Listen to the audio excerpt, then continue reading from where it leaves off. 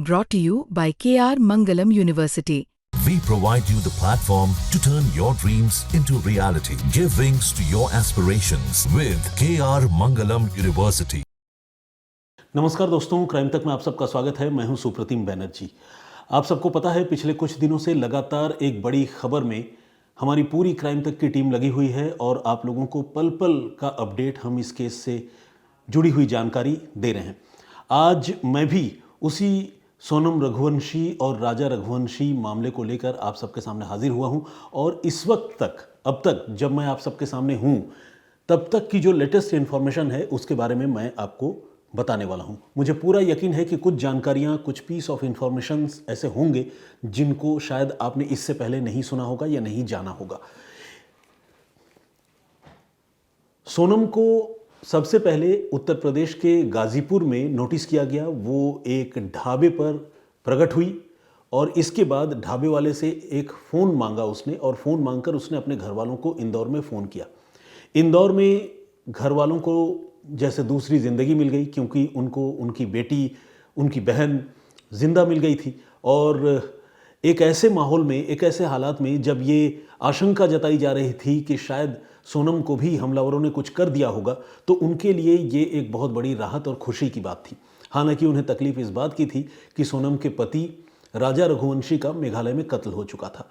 तो एक तरफ दुख भी था और दूसरी तरफ खुशी भी थी, लेकिन इसके बावजूद सिचुएशन को तो फेस करना था। तो घर वालों ने, जब सोनम इस तरह से रिकवर हुई या अपने आप सामने आ गई, घर वालों ने इस मामले में सीधे पुलिस को इन्फॉर्म किया, इंदौर पुलिस को। फिर इंदौर पुलिस ने उत्तर प्रदेश की गाजीपुर पुलिस को इन्फॉर्म किया और बताया कि अमुक जगह पर एक ढाबे में सोनम रघुवंशी मौजूद है, जो इंदौर की रहने वाली है और मेघालय में जो गायब हो गई थी।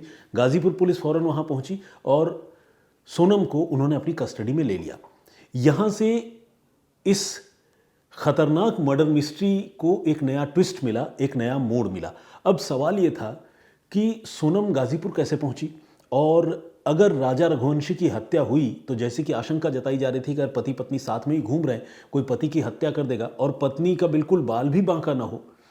चलिए, हत्या नहीं, मैं तो मतलब ऑब्वियसली ऊपर वाले से सबकी यही प्रार्थना होती होगी कि हत्या क्यों, खरोंच भी ना आए, लेकिन ऐसा होता तो नहीं है ना। क्रिमिनल जो होते हैं, अगर वो किसी एक पर अटैक करते हैं तो दूसरे को आसानी से नहीं छोड़ते, क्योंकि उन्हें फिर ये खतरा होता है कि ये तो जिंदा सबूत है, राज खोल देगी। लेकिन इसके बावजूद सोनम को खरोंच तक नहीं आई। ये अपने आप में एक बहुत ही अजीब और रहस्यमयी बात थी, जिसे लेकर खुद राजा रघुवंशी के घर के लोग भी हैरान थे। अब पुलिस ने जब इस मामले में अपना मुंह खोला, खासकर मेघालय पुलिस ने, तो मेघालय पुलिस ने at first instance Meghalaya police ने यह बता दिया कि इस मामले की मास्टरमाइंड कोई और नहीं बल्कि सोनम रघुवंशी ही है और सोनम रघुवंशी की हम तलाश कर रहे थे। इंदौर पुलिस के साथ हम लगातार संपर्क में थे और हमने आज सुबह तक जो मेघालय पुलिस ने जानकारी दी थी उसके मुताबिक इस सिलसिले में 3 लोगों को सोनम के अलावा इंदौर की पुलिस ने गिरफ्तार कर लिया था, मेघालय पुलिस से इनपुट शेयरिंग के आधार पर। बाद में दोपहर शाम होते होते 3 की जगह 4 लोग हो गए, मतलब एक आदमी और उस कड़ी में जुड़ गया, जबकि सोनम को मिला ले तो 5 लोग। और ये बात सामने आई कि इन 5 ने मिलकर राजा रघुवंशी के कत्ल की पूरी प्लानिंग की थी। सारे लोगों को ये बात समझ में नहीं आ रही है कि राजा रघुवंशी को मारने की क्या जरूरत थी। इस सवाल का जवाब सच पूछिए तो फिलहाल किसी के पास नहीं है। सोनम रघुवंशी से भी पूछताछ हो रही है और अब तक जो जानकारी आई है, बहुत मुमकिन है कि पुलिस की हिरासत में उसने अपना जुर्म कबूल लिया हो, लेकिन उसने अब तक जो जानकारी ऑफिशियली दी है उसमें उसने एक नई कहानी सुनाई है।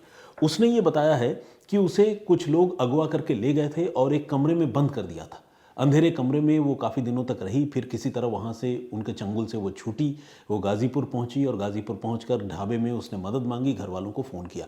अब सवाल ये है कि सोनम की इस कहानी पर कौन यकीन करेगा। खासकर पुलिस तो बिल्कुल नहीं करेगी, क्योंकि जिस तरह के सबूत और इलेक्ट्रॉनिक फुटप्रिंट्स जिस तरह के मिल रहे हैं, चाहे उसमें वो सीसीटीवी फुटेज की बात हो या मोबाइल फ़ोन के लोकेशन की, मोबाइल फ़ोन से किए जा रहे बातचीत, कन्वर्सेशन की, मोबाइल फ़ोन के डंप डेटा की, ये सारी बातें इशारा कर रही हैं कि इस मर्डर मिस्ट्री में सोनम रघुवंशी का कोई ना कोई रोल ज़रूर है। ऐसे में सोनम जब अपने आप को बेगुनाह बता रही है तो इस मामले में अब जवाबदेही या जिम्मेदारी सोनम के ऊपर है कि वो खुद को बेगुनाह साबित करे। जैसे अगर उसने कहा कि उसे किसी ने अगवा कर लिया, अगवा करने के बाद किसी अंधेरे कमरे में बंद कर दिया, तो अगवा कब किया, कितने बजे किया, कौन से अंधेरे कमरे में बंद किया, उसका मोबाइल फ़ोन उन्होंने कब छीना, इसके बाद वो गाज़ीपुर कैसे पहुंची, उसको पूरी कहानी तकरीबन 7 दिन ये लोग गायब रहे, 7 दिन से भी ज़्यादा, तकरीबन 10 दिन ये लोग गायब रहे।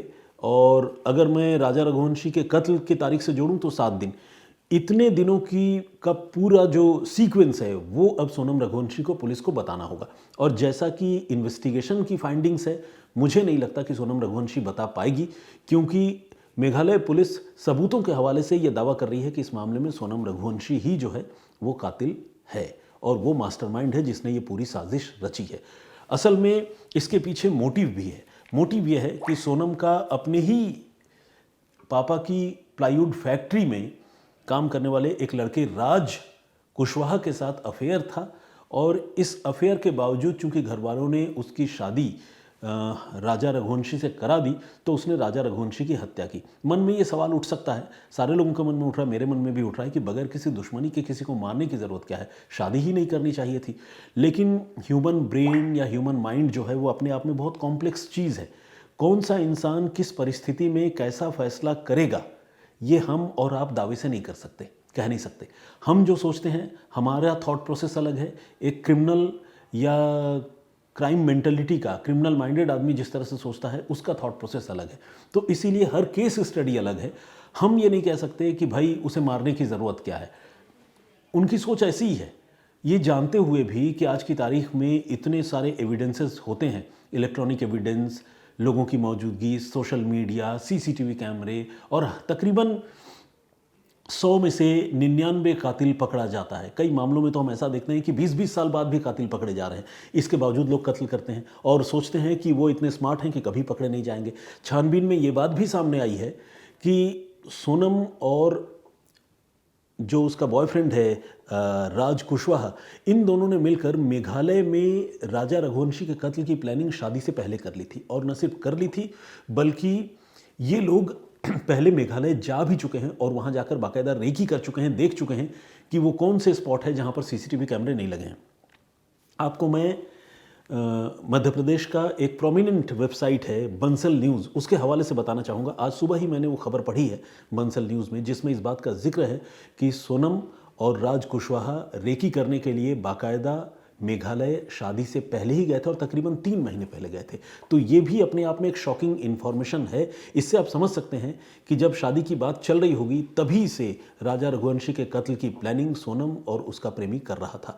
क्यों कर रहे थे? शादी नहीं करते, पीछे हट जाते। अभी इसके बारे में पुलिस जब और पूछताछ करेगी तो ये पता चलेगा कि राजा को टारगेट करके उसकी हत्या करने के पीछे इनके माइंड में आखिर वो कौन सी बात थी। हमारे कलीग हैं चिराग, जो सुबह से कई बार ये बात कह चुके हैं कि शायद राजा रघुवंशी के हिस्से की प्रॉपर्टी हथियाने की कोई प्लानिंग होगी। तो जब तफ्तीश होगी तो ये बात भी साफ हो जाएगी कि इरादा प्रॉपर्टी हथियाने का था या फिर अपने घर वालों से या किसी से दुश्मनी निकालने का, क्योंकि आपने ज़बरदस्ती मेरी शादी करा दी तो मैं अब जो है कुछ इस तरह करूँगी कि सबको ले डूबूंगी, इस तरह की मानसिकता थी क्या। पुलिस अभी तफ्तीश करेगी तो ये बात पता चलेगी। एक और बहुत ही शॉकिंग, अजीबोगरीब बात मैं आप लोगों को बताना चाहता हूँ इस केस से जुड़ी हुई, वो ये कि इस मामले का एक एस्ट्रोलॉजिकल एंगल भी है। असल में सोनम और राज रघुवंशी ये दोनों मांगलिक थे। मांगलिक मतलब किसी ख़ास मौके पर जन्म लेने वाले लोग जिनकी कुंडली में मंगल का प्रभाव होता है। जहाँ तक मैं जानता हूँ, मैं तो एस्ट्रोलॉजी का एक्सपर्ट नहीं हूँ, और उनको मांगलिक कहते हैं। अब मांगलिक के बारे में ये भी कहा जाता है कि अगर मांगलिक कोई गैर मांगलिक से शादी कर ले तो शायद वो रिश्ता जो है बहुत अच्छा नहीं होता, चलता नहीं है। जितना मैंने सुना है, ये सुनी सुनाई बात है।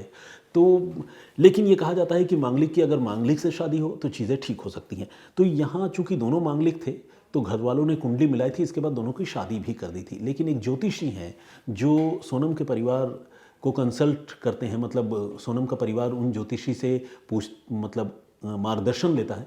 उन ज्योतिषी को सोनम के परिवार वालों ने ये पूछा था कि अब आगे क्या करना है पंडित जी, ये बताइए। तो ज्योतिषी ने ये कहा था कि शादी के बाद फौरन सोनम की विदाई नहीं होनी चाहिए। सोनम की विदाई जो है, शादी बेशक आप 11 तारीख को कर रहे हैं, 11 मई को, लेकिन विदाई जो है वो 31 मई के बाद ही होना चाहिए। यानी तकरीबन आधे महीने से भी ज़्यादा का वक्त शादी के बावजूद सोनम को एक बहू के तौर पर, एक दुल्हन के तौर पर विदा नहीं कराने का सुझाव उन ज्योतिषी ने दिया था। लेकिन आप जानते हैं विदाई तीसरे दिन हो गई थी। इसके अलावा एक और बात सामने आई थी कि शादी के बाद तकरीबन 1 महीने तक ये लोग घर से बाहर, और ख़ासकर कम से कम शहर से बाहर कहीं ना जाएं, कहीं ना निकले। इसके बावजूद आपको पता है 11 मई को शादी हुई और ये लोग तकरीबन 10-12 दिन बाद ही वहाँ से निकल गए थे। तो ज्योतिषी की सलाह मानकर मांगलिक लड़के से मांगलिक लड़की की शादी तो हुई। आधी सलाह ज्योतिषी की मानी गई, लेकिन शायद आधी सलाह ज्योतिषी की नहीं मानी गई। उसके बाद हुआ ये कि जब ये घटना हो गई, कत्ल तो हो चुका था लेकिन सोनम की गुमशुदगी का पता नहीं चला था, तो ज्योतिषी के पास फिर से उसके घर के लोग पहुंचे और घर वालों ने कहा कि पंडित जी अब बताइए, हमारी बेटी मिल नहीं रही है, वो कैसे मिलेगी, इसका कोई राह सुझाइए। तो ज्योतिषी ने शायद उनको एक टोटका बताया कि अपनी बेटी की तस्वीर अपने घर के बाहर उल्टा टांग दो और फिर वो लड़की जो है आप लोगों को मिल जाएगी। अब मानने वाले इस बात पर यकीन करें, इस टोटके पर यकीन करें, जिनको नहीं करना है वो ना करें। हर आदमी स्वतंत्र है। कुछ लोग इसे अंधविश्वास भी कह सकते हैं, आप उसके लिए भी फैसला लेने के लिए स्वतंत्र हैं। लेकिन सच्चाई यही है कि सोनम के घर के बाहर सोनम के घर वालों ने जब तक सोनम नहीं मिली थी तब तक उसकी उल्टी तस्वीर टांग कर रखी थी। और उल्टी तस्वीर का कमाल कह लें या ज्योतिषीय सलाह का नतीजा कह लें, सोनम उल्टी तस्वीर टांगे जाने के कुछ ही दिनों बाद बरामद हो गई, जिंदा बरामद हो गई। लेकिन इस मामले में जिंदा बरामद होने के बाद इतना खतरनाक ट्विस्ट एंड टर्न आएगा कि सोनम ही अपने पति की कथित कातिल निकलेगी, ये किसी ने नहीं सोचा था। अब इस मामले में जैसा कि मैंने आप सबको बताया, सोनम के अलावा उसके बॉयफ्रेंड राज कुशवाहा और उसके अलावा उसके 3 दोस्त कह लें या सुपारी किलर्स कह लें, उनको पुलिस ने पकड़ लिया है। और इंक्लूडिंग सोनम, जिसे मेघालय पुलिस ने मास्टरमाइंड बताया है, अब तक कुल 5 लोगों को अरेस्ट किया गया है। मोटिव इस मामले का क्या है, अभी उसका पूरी तरह से खुलासा होना बाकी है। लव अफेयर में मर्डर हुआ है इतना तो क्लियर है, लेकिन लव अफेयर में मर्डर करने की क्या दरकार थी, इस बात का रहस्य अभी खुलना बाकी है।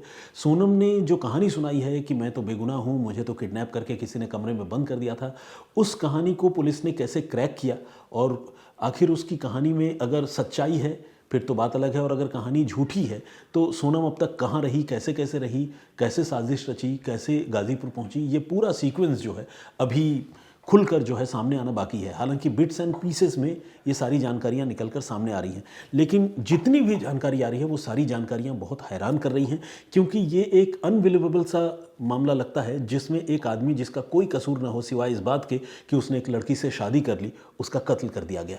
और कत्ल करने वाला कोई नहीं बल्कि वही लड़की थी जिस पर वो हद से ज़्यादा भरोसा कर रहा था और जिसे वो अपनी धर्मपत्नी, जीवन संगिनी, या हिंदुओं में तो कहते हैं ना कि 7 जन्म का रिश्ता, वो ये मानकर चल रहा था। लेकिन देखिए क्या अंजाम हुआ। तो खैर, ये थी आज की पूरी लेटेस्ट अपडेट सोनम रघुवंशी और राजा रघुवंशी केस से जुड़ी। जितनी बातें अब तक, जब से ये केस शुरू हुआ था तब से लेकर अब तक, और ख़ासकर आज सुबह से लेकर अब तक मुझे पता थी, वो सारी बातें मैंने आपको बताई। इस पर आप अपनी राय, अपना कमेंट्स मुझे कमेंट बॉक्स में लिख कर दे सकते हैं। मैं फिर जब हाजिर होऊंगा कल किसी और कहानी, या हो सकता है कि इसी केस से जुड़े किसी लेटेस्ट अपडेट के साथ, तो आप लोग जो कमेंट्स इस मामले पर करेंगे या अपनी राय देंगे या सवाल उठाएंगे, उन सारी चीज़ों का मैं जवाब देने की कोशिश करूंगा। तो आज के लिए इतना ही। फिलहाल मुझे और मेरे सहयोगी कैमरा पर्सन कुंज बिहारी जी को इजाज़त दीजिए। अपना बहुत ख्याल रखिए, सुरक्षित रहिए। जय हिंद, जय भारत।